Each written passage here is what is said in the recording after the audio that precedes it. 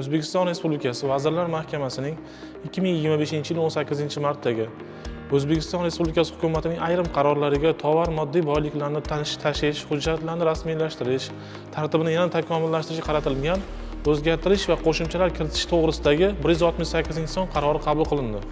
Qarorga muvofiq, tovar moddiy boyliklar yuklab jo'natish bilan bir vaqtda realizatsiya qilinganda elektron hisob faktura va tovar transport yuk xati birlashtirilgan holda rasmiylashtirilishi mumkin.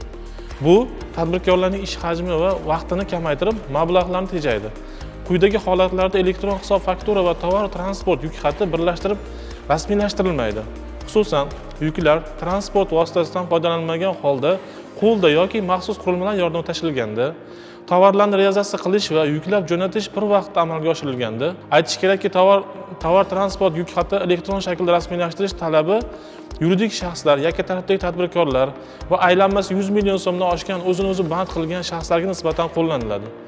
Shuningdek, qaror bilan hujjatdagi xatoliklarni mustaqil ravishda tuzatish maqsadida tuzatuvchi elektron tovar transport yuk xatini rasmiylashtirish tartibi joriy qilindi.